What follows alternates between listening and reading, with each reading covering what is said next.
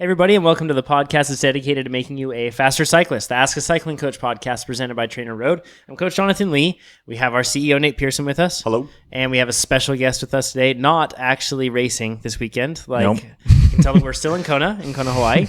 But instead, we have Scott Cooper from 4iiii's. You guys make power meters, plenty of other things too. So welcome, man. Thank you very much. Thanks for having me. Yeah. For those that don't know, first of all, we should probably cover Scott's like a legit athlete. Legit. Yes. Pretend to be. Yeah. Scott, you just broke some course records doing stuff? Can you describe what you just did? Yeah. Started running, and then I just sort of kept running for a long time. Gone into some ultra marathons, so up to 100-mile races, and it's been a pretty fun challenge. It's different requirements than what you have here in Kona, where you're just dealing with the heat. But when you run for 18 hours, it gets tough by the end. And you've done triathlons. You have a tri background, right? Yep. Yeah. Tri background is what I did in the past. So I spent quite a few years racing pretty competitively. Raced here in Kona a few times, which was a lot of fun, and did a season as a pro. It was good. That means when he races here a few times, that's legit. Yeah, right. You said as a pro too. Yeah. How many ultras have you won now? 4. No big deal. That's pretty crazy. Yeah. How many course records have you broken? 3. Okay. That's a pretty good hit ratio. Yeah, how many ultras have you done? 6. That is a really good. Off to an okay start. Okay. He's Canadian, so he's like, okay. Yeah. He's just kind about it. We'll sorry for breaking all the course records. There he goes. Yes, there we go. So we're going to talk power meters today. Mm-hmm. We get a lot of questions about power meters, and we try to stay focused on the training aspect and whether it's technical race tactics, anything like that. That's what we try to focus on. But now that we have experts here, we want to talk to you and forward a lot of the questions to you. And we've never done an episode where we talk about what exactly a power meter is. I think I've done it at a very, very, very, very high level. Mm-hmm. But I want to get into all the nitty gritty about how it actually works, because to us, it just seems like magic, right? Yes, absolutely. Yeah. That's what you want, right? Yeah. It's just magic. Yeah. So let's talk about that. What is a power meter first, in your words? Sure. Yeah. So a power meter, it's a really good training tool and racing tool. When you're out there, and especially for longer stuff relative to an Ironman like we're at here now, you really want to know how much effort you're actually putting out. So a power meter is a tool that you can get a very direct measurement of your exercise intensity. So what you're actually putting out there. Because a bike's a mechanical system, you have just 2 points that connect you to the bike, and that's where all the energy is going into to move you forward. Mm-hmm. So a power meter allows you to measure that amount of energy that's going in there. And from that, again, you get to know your intensity, and you can use that for training and racing. They all know that. Mm-hmm. But what is it? Let's get to what is inside. What's inside it, yeah. If they're listening to this podcast, they probably know what you just said, but I think a lot of people don't know what's inside a power meter, and I think it depends on what type of power meter, different stuff's inside. We'll get into all that for sure. Okay, cool. Yeah. So for you guys, what's inside a power meter? Yeah, so for us, for a power meter, so we're a crank arm based power meter. And then so what we do is we install strain gauges onto the crank arm surface. So a strain gauge is a way to measure how much material is deforming. So deforming is just a fancy word of saying bending, essentially. So as you push on a crank arm, you're going to be bending it a certain amount. And then so we have a very fine instrument, which is the strain gauge, which can measure that bend. And then from there, we have a processor, which then can calculate based on that amount of bend that's happening on the crank arm, how much force is being applied. Mm-hmm. And then we use that force as well as measuring the cadence. So we use an accelerometer to measure your cadence. And then from that, we can get a power number. So that's how we do the measurement. How much bend are we talking about? So we deal with micro strain. So that's on a micrometer level. So small. That's a thousandth of a meter? No, how much is a micrometer? Millionth of a meter. Millionth of a meter, yeah. Wow. Yeah. So how do you because different crank arms have different stiffnesses. Mm-hmm. So do you have to do it for figure this out for every crank arm, or how do you?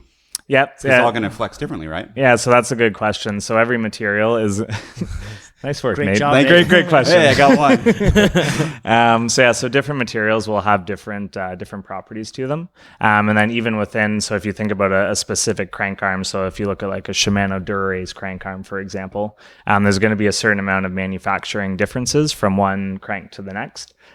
So the way that we account for that is through calibration, which I think is one of the topics we were gonna want to go through here. But so the calibration process is really what allows you to take care of that. So what we do is we have certain strain gauges for different materials. So whether we're installing it on a carbon crank or on an alloy crank, there's two different gauges that we would use for that, and that just has to do with the type of reference material that you're using.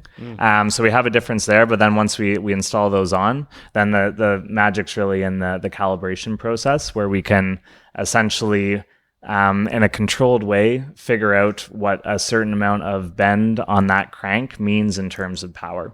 And that really comes down to the secret sauce of making power meters, is how to figure that out and do that well. That's the interesting thing, right? Because we've seen on Kickstarter and a bunch of other things, a bunch of power meters have popped up. We actually talked to DC Rainmaker a bit about this back in Eurobike.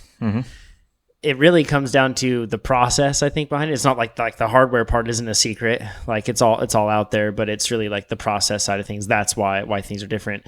So that's, I guess, is that why it's so hard for people to make power meters, and that's why they cost so much? Yeah, like that's really what it comes down to. It's the there's a huge development cost for power meters. So if you're a small company starting up, like it's very difficult to be able to just work through all those challenges and the trial and error it takes to get there.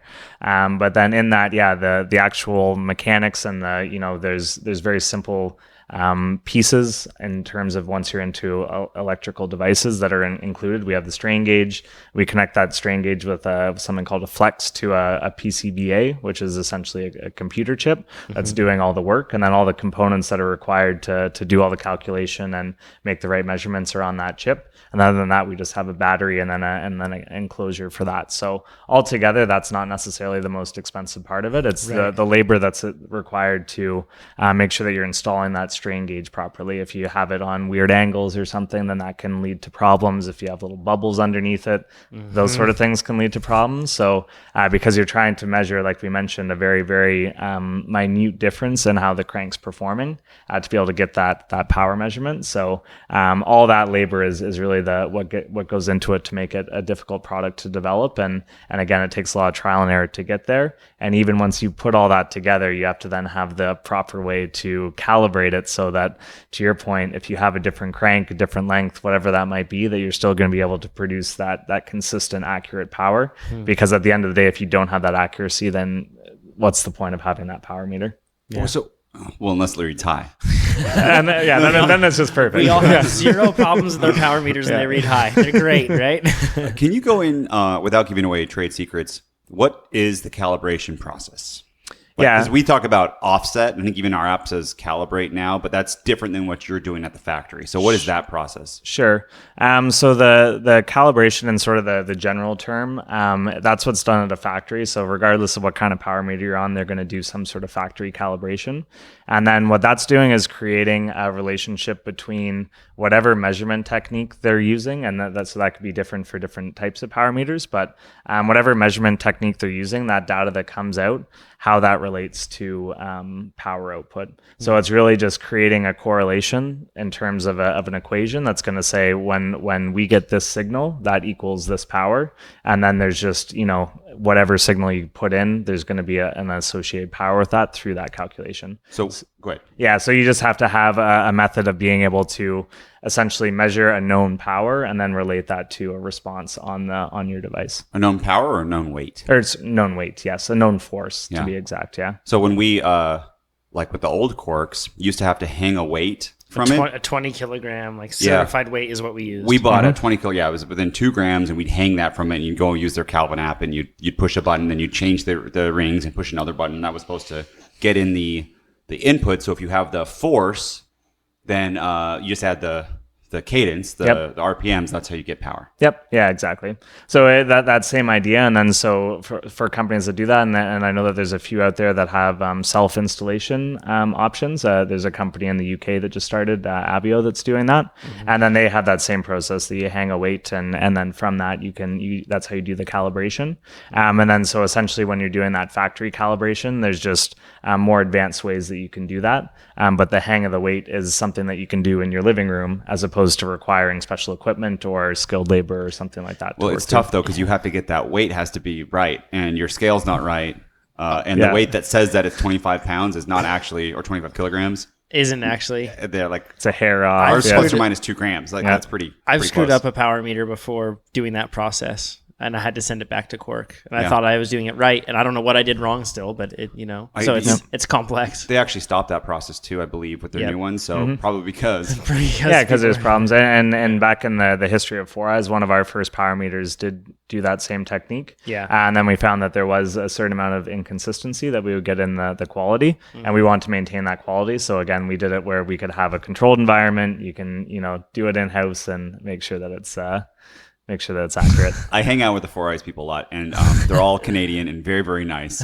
And he does a nice way of saying that people at home messed it up. Like what would you say? Like the consistency of quality was not there. Something like that. Yeah, it's a good way to do it. Very nice people. You have to be polite. Yeah, you guys are very, very, very polite. So if I was to go by the components of a power meter, like just off like street value. If average person wasn't trying to resell anything, how much would a strain gauge cost? Yeah, so strain gauges, and it would depend on the accuracy that you wanna get into, but it could probably fall in the range of maybe $5 to $10 would be something that you could look at for a strain gauge, and then from there, you'd have to get all the electronic components and all that. But theoretically, someone could probably pull it all together for $100 or something. I don't know what the street price on power meters is these days. I think that's why it's been so appealing to people to think like I could just do it. They look at the bill of materials, or like the chip is $2, the strain gauge is $5.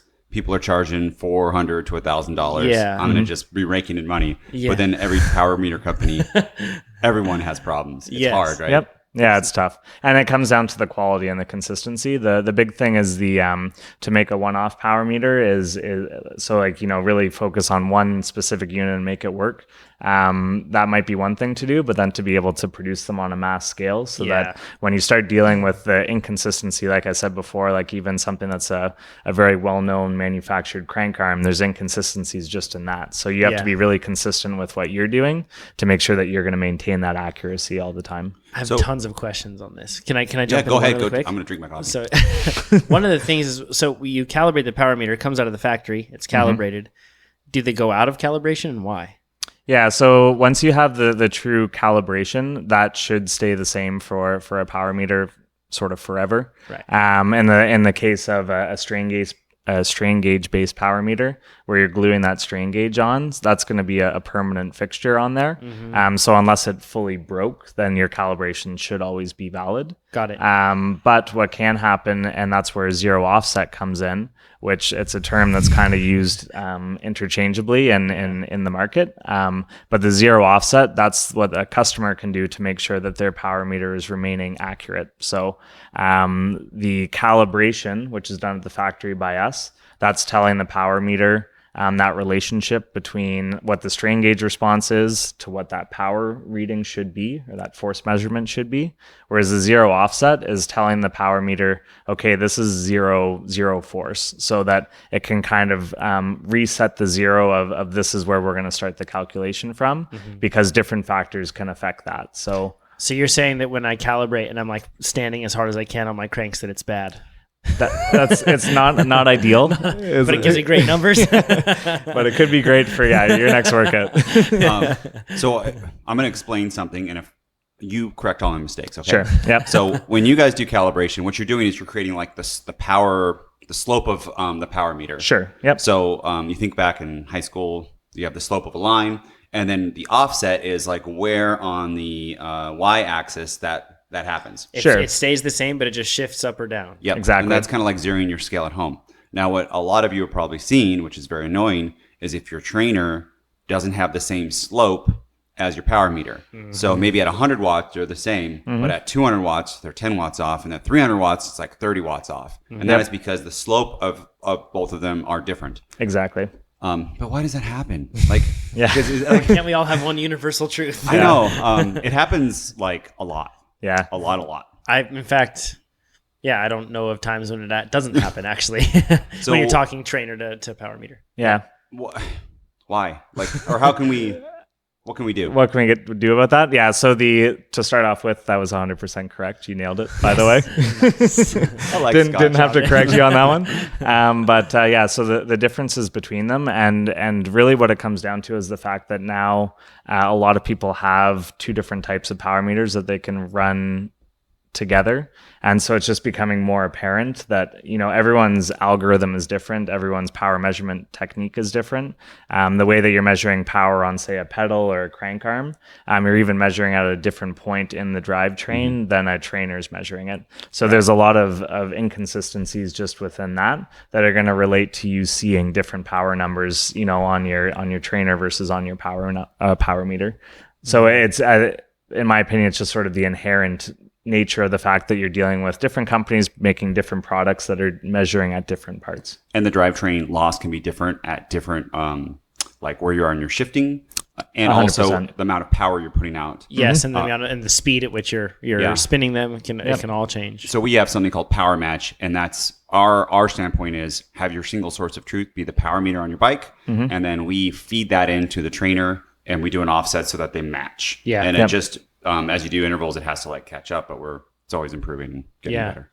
One of the things I want to cover is why is it hard to install a power meter on carbon, or is it hard? Because that was like the thing for a long time. Was it like you couldn't have a carbon power meter with an installed, like you said, like bonded with adhesive power meter onto it? Is it problematic? More problematic than aluminum? Yeah, and really what that comes down to is the manufacturing processes. So when you have an alloy crank, it's a very consistent material all the way through. It's homogeneous, meaning it's the same. Whereas with carbon, the way that it works is you have the carbon fibers, then a resin that's in between that. So because of that, it creates what can be a very inconsistent material. And then the more inconsistencies you have, going back to that point before, we see inconsistencies in an alloy crank that's made on tens of thousands of units per year at scale, right? So if you're talking about crank to crank having reasonable inconsistencies from a mechanical response standpoint, then that can make it much more difficult to get an accurate reading. So as companies have developed new ways of manufacturing carbon cranks, it's created better consistencies in there. And there are some additional challenges in terms of dealing with the resins and having manufacturing techniques that aren't going to affect their structural integrity or anything like that. So there are additional challenges, but at this point in time, there are a lot of options out there for companies to be able to install on carbon. And hollow backed crank arms aren't possible, right? Yeah, so I guess it kind of makes sense. Be tough to glue to something, right? Yeah, that's our biggest limitation there.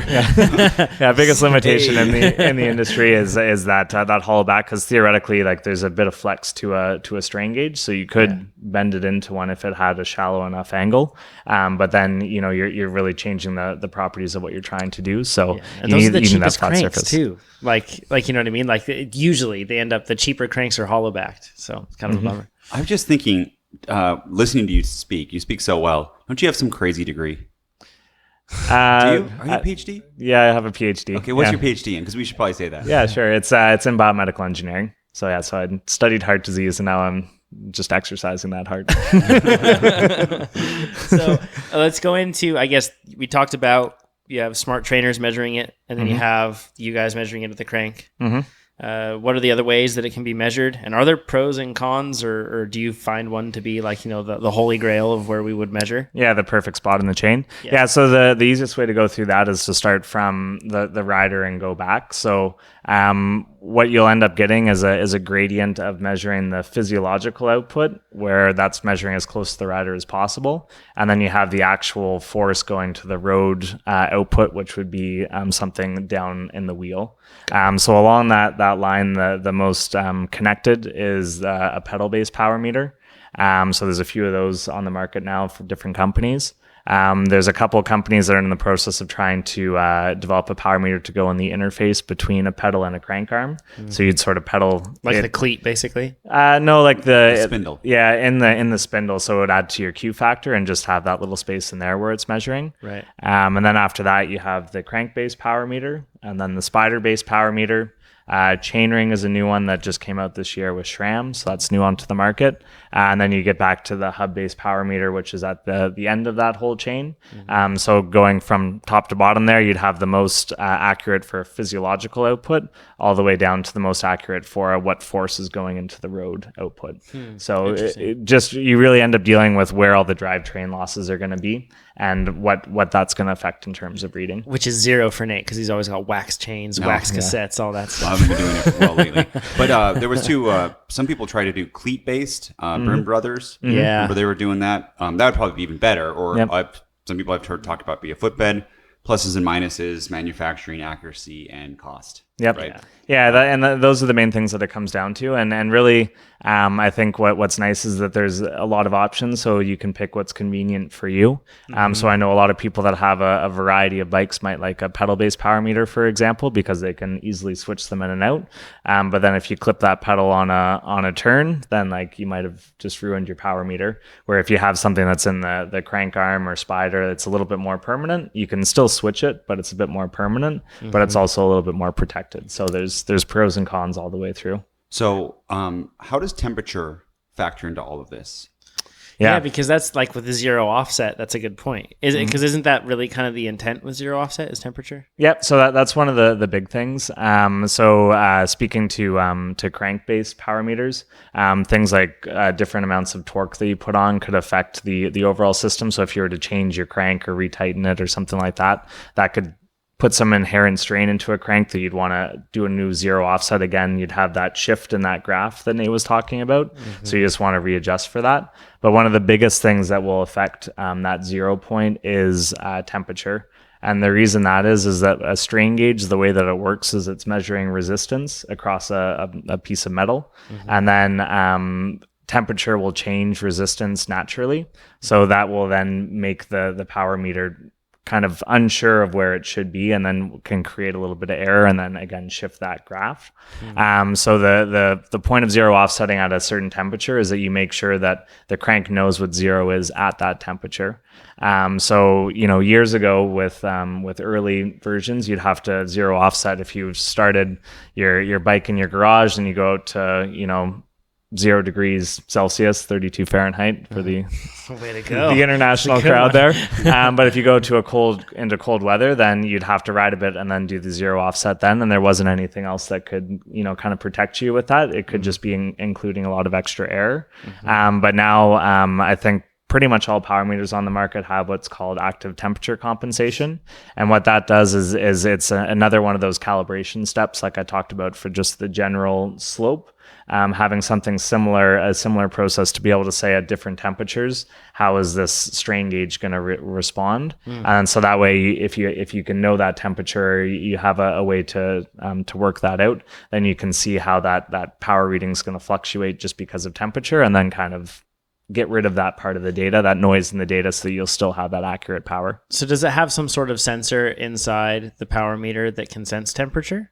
Yeah, and then so that comes down to something that's specific to different companies and the different solutions that they would have, because there's solutions where you may or may not need like a thermistor or something that's measuring the temperature in there. But there's going to always be a way that they'll know a reference reading to be able to say that the temperature is changing, so we need to make sure that we're changing that power output. So do you need to calibrate as the temperature increases on a ride, or if it has that technology, I guess you don't need it? Yeah, you shouldn't need it. And then so one thing that I'd recommend, like there is that technology in there, and it's designed to minimize any additional error. If you're really trying to nail everything down to the half watt, sure, try and calibrate as close to the temperature you're going to ride in as possible. But if you're doing, say, a long climb where you're going to be going from a sea level, like say you want to ride up the mountain here, sea level to the top of Mauna Kea, like it's gonna be very different temperature at the top. We did 4,500 feet climb straight today. Just today, yeah. So there you go. big temperature shift. And then there was probably 15-degree temperature shift in that ride or more. Probably, yeah. And then so maybe as you're riding, it's a little bit easier for that active temperature compensation to adjust for it. Mm-hmm. But if you come screaming down the hill and then so you go through a huge shift like that in 3 minutes or 5 minutes or something, mm-hmm. Best case scenario you would do that zero offset it again. But it's something that isn't necessary. So what we like to tell people is if you're going out for a ride in that situation, being Canadian, we always deal with the warm house and the cold outdoors. If you can just leave your bike outside for a minute, or like as you bike out of your neighborhood at the end of that little area, then like do the zero offset, then that's going to help ensure the most accurate numbers you can get. Got it. Cool. Yeah, interesting stuff. So what kind of shift are we looking at for temperature? You said half a watt or like... Yeah. So, and this would come down to something that would be specific to each company, to what they would be able to achieve. The goal would be that, if you could picture the slope of a temperature going up, you'd want your power reading to stay 100% constant through that. And then there's going to be a bit of a range that's going to come down to the accuracy of the power meter of that specific company. There's another question I have. We didn't write this one down. I have one more on temperature before we get into that. Let's say the temperature doesn't change. Mm-hmm. Do you still need to do a zero offset? Yeah, so like there's various things that could potentially affect your power meter reading. So it's always recommended when you start a ride that you do a zero offset. Mm-hmm. But to be 100% honest, if you're in a hurry getting out the door, if you don't zero offset, you're going to have an accurate reading. Yeah. It's more so it's good to get in the habit of it, because if you wait 6 months or 12 months between zero offsets, you may have banged it around or tightened things or changed components that could have changed the forces acting on the power meter pod itself. So you just want to make sure that you're accounting for that. I do it before every single ride. You too, right, Nate? Mm-hmm. Yeah, and I do it before. Yeah, it's pretty quick, and usually you're just chatting when you're getting out the door with friends or whatever. So it's easy just to put your crank at 6 and 12 o'clock, hit the button, and then you're off to the ride. And you don't want to be clipped in. You do not want to be clipped in. No. Key. I think that some people clip in, maybe even press a little hard on the pedals sometimes and they calibrate. So. Yeah, if you're doing a zero offset and you press on the pedals, will you get, at least with 4iiii's, will you get a calibration error? Or if you lightly press, how does that work? Yeah, so you'd end up getting... It's funny. It's just like a way to cheat it over. How to find to cheat the system? Yeah, so you get a calibration error. So it's the way that the zero offset works is it looks for a certain period of time where it gets stable data coming back.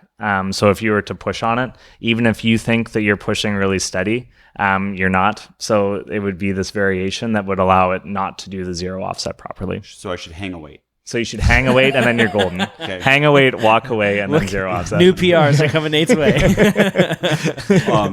Next thing, this is, I don't know if it's controversial, but it annoys me. Mm-hmm. Trainer or power meter accuracy. Yep. And with trainers, everyone throws around plus or minus numbers. Yep. I don't know if it's actually, I don't know. Look, I don't want to go into the politics of that, but what does that mean, plus or minus? Yeah. Like if I say plus, what are you guys? Yeah, so we're plus or minus 1% on our power meter. And so what we mean by that is, because there's two things, there's accuracy and precision. Mm-hmm. One is it going to read the same number every time? And the other is it going to read a correct number? Mm-hmm. So, it could be offset. So you could be 2% high, but you're 2% high all the time. Mm-hmm. And ultimately, that could still provide for a training benefit. You always know your numbers, so that can work. For us, our plus or minus 1%, that's versus a true what the power should be required for physics to all work out to move you at that rate of speed. Mm-hmm. And so we do testing with a third party university lab to clarify that and to sort of justify it, because it does. There's a lot of politics behind it, but at the end of the day, I think from a consumer standpoint, the really important thing is that you're going to have something that's going to stay in a plus or minus window of whatever a company, whether it's trainer or power meter, it's a plus or minus window that's going to be consistent day to day, so that you're going to be able to get that same training stimulus all the time and know that it's not your power meter had a good day and it was actually you that had a good day when you get that new PR or that new training record. So that plus or minus 1%, you're living inside of that range? Yeah. It's not like you're always plus 1%. No, yeah, you're going to be living inside that range. So yeah, for us, that plus or minus 1% is that you're going to vary a little bit in there, but it's only going to be plus or minus 1%. It's not that, there's going to be some that are 0.5 and it's always 0.5% higher. It's that range is what it comes down to. Does anyone claim that you know of like more accurate than plus or minus 1? I think there's a couple that have 0.5% power meters out there. There's a company, SRM has a scientific power meter, and I believe that's 0.5%. And then there's another company, I believe, out of Australia that has a 0.5% power meter. The tough part is like, how does the consumer validate it, right? Yep. Yeah. How often do you see a bike that says like claimed weight? And you get it, like tires, There's and you're nothing like, like this is not like it, right? like your tarmac. Yeah. We built up Nate. Nate was like, Nate wanted to get a lighter bike for climbing, so we got the tarmac, and it didn't actually end up being lighter than the Venge. It was sad. So sad day. Yep. Future of power meters. Yeah. Do you see any big developments coming along for those? Yeah, so in terms of like the future, I think the really nice thing that's been happening recently, I know I got my first power meter in about 2010, and at that point, like the cheapest thing was thousands of dollars. Like it was even to get in the door, you're spending $3,000 or $4,000. So I think the really nice thing about the market now is that there's enough different players and enough different companies that are putting out really good products that's making more competitive pricing. So I think that's a great thing for people out there, that it's actually accessible. You don't have to be a pro tour rider to ride. Right. So I see that as being a trend that's going to continue, is just making it more affordable and then just more convenient, just allowing people to have more access to power meters, whether it's new options, power measure in new places, that sort of thing. So I think that's something that's going to be happening in the future. And then also having power meters on bikes when you go to the bike shop and buy them. I think that's going to be something that will be in the future as well. And we see companies that are doing that now as it is. That's informative stuff. Do you have anything else that you would want to ask, Nate? No. I think we're covered. Yeah. If you guys have questions, you can head over to, guys and gals, forgive me if you have questions on this, you can head over to forum.trainerroad.com and look for Scott's name, Scott Cooper, and you'll be able to find the episode here and ask questions. And Scott, we invite you to hop in there too on the forum. Absolutely. So then you can respond to any questions that people may have. And if you want to become a faster cyclist, head over to trainerroad.com. We guarantee it'll make you faster. Thanks, guys. Thanks. Bye-bye. Great. Thanks so much.